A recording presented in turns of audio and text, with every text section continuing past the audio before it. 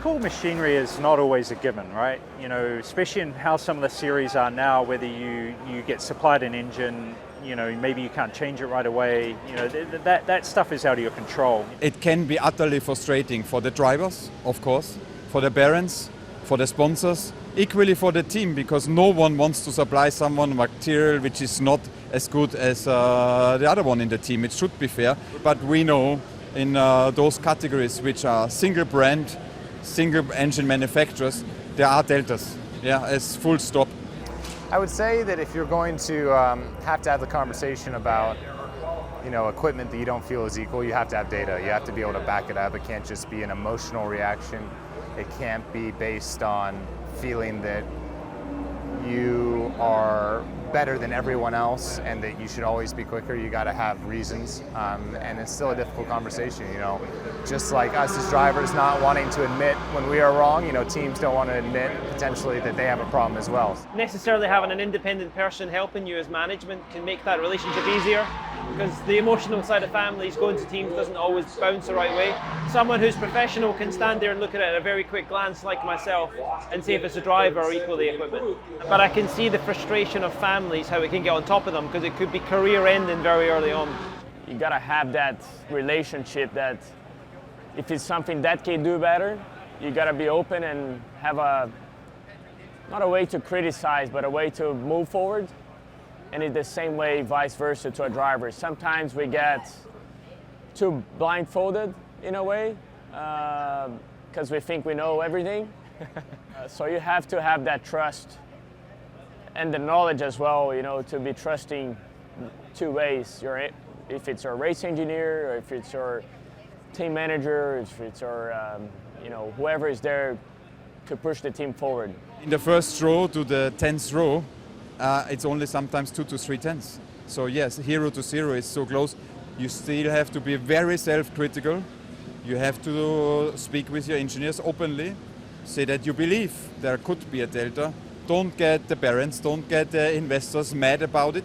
Don't tweet about it or don't shout about it.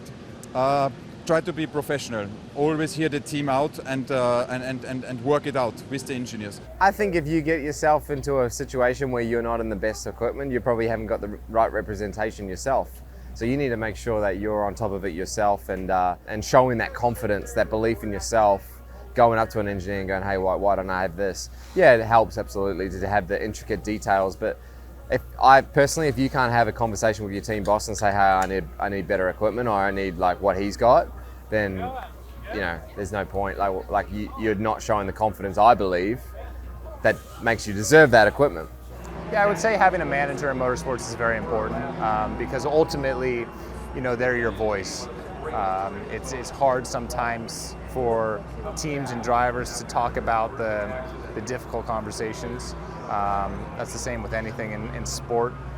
It's good to have that middleman that is hopefully having more of a unbiased opinion and can be presenting facts and information that can help everyone succeed in the long run. You know, once I got to Formula cars, you know, I had the likes of, you know, Kenny Smith, who'd been racing for 20, 30 years already. Always good to bounce ideas off or, you know, discuss the process, how you can do things better. And then more on your side of the team, you know, whether it's, you know, for me, it's my wife or, you know, my dad, you know, you got to have your support, you know, and I had that big time coming from New Zealand, you know, with you know, Peter Johnston and Craig Harris. There was always people that I could lean on, especially when you're in low moments. You know, it can be an emotional roller coaster, the sport, and you know, there's definitely times that you need to speak to someone that's going to pump you up. But in the junior categories, I think the best thing to do is keep switching the equipment around.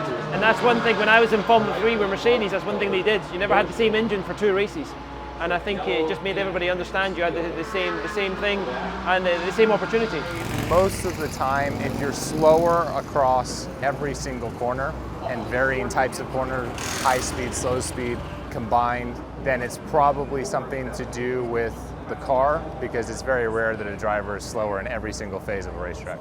But I think it's important to have open data between the cars. It's a way for a team to kind of improve from both sides. You get double the data, double the development. At Chip Ganassi Racing, it's always open. You see everything. You get everybody's data, you get everybody's, you know, you discuss with the drivers, you know, there's always a big debrief. We also have this thing in IndyCar, actually, it's called Dartfish, so they overlay different laps of best laps of other competitors to you, so it's like a ghost car. Some teams will admit it, that's tough, but don't accuse them, don't go mad at them, work it out together. It's so easy in critical moments that you can be really hard on yourself, or you could be just overthinking. So that's why you need someone to talk and be open to, and then you take that message to the team. You know, it's so easy to act, let's say, to overdo in a way and overthinking too much. So you gotta be very direct, and if you have someone on your side to be open and discuss things, I think that's a better strategy, not only for you, but for the team as well.